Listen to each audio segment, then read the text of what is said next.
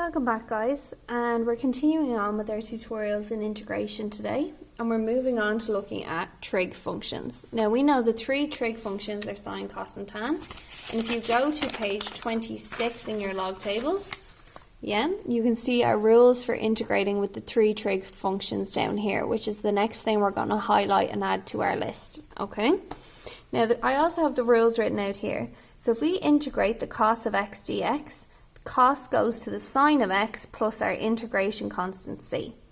However, if there's a constant in front of the x, cos of ax dx, then we're going to get the sine of ax over a. So we divide by the constant that's in front of the x plus c. The sine of x dx goes to minus cos of x plus c, because remember we always have our integration constant. And the sine of ax dx again goes to minus cos of ax divided by the constant a in front of our x plus c. So we're going to look at two examples of how to use these in context. So if we look at example 1 here, it says find the integral of the cos of 4x dx. So I can see there's a number in front of my x, which means we're using this rule here. So when I integrate it, I'm still going to have sine of 4x, but I'm going to divide by the number in front of the x, which is 4 plus c. And that's my final answer here, which equals down here, we have the integral of the sine of 3x dx. So again, sine goes to minus cos, but because there's a number in front of the x, we're going to divide by that number.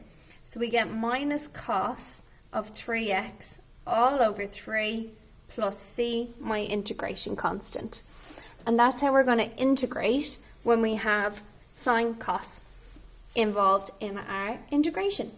We're now going to look at example 2, which again is going to use differentiation and integration within the same question. So if we all look here now at example 2, it says if y is equal to the sine of 3x to be squared, which is in brackets here, where that's all one term, find dy dx. So when I say find dy dx, we know we're using differentiation, we're using calculus. So I'm going to write that down. Y is equal to the sine of 3x squared. Well, we know dy dx then, the first thing we do is we're going to differentiate the sine. So again, I'm going to go to my log tables, which is on page 25. I'm going to find sine, and I know it goes to cos. So sine is now going to go to cos of 3x squared, and we know we times by the derivative of what's on the inside. So when we derive 3x squared, we get 6x in here, because bring down your 2 by 3 gives you 6, minus 1 from the power just leaves you with x. A nice bit of revision of differentiation here as well. Which means dy dx, we usually put the 6x at the front, cos of 3x to be squared dx.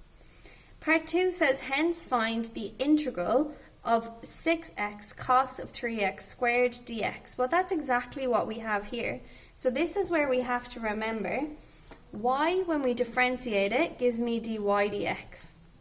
But if we're going the opposite direction, so this is using differentiation, if we're going the opposite direction, if we want to go from dy dx to y, then we need to use integration.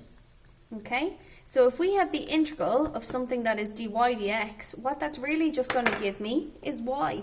So therefore we can say the integral of 6x cos of 3x squared dx is going to give me what we started off with, which is sine of 3x squared, but we always include our integration constant plus c. Okay guys, take a second, go back through example 1 and example 2, and then we're going to try a few questions. Okay, thanks very much guys.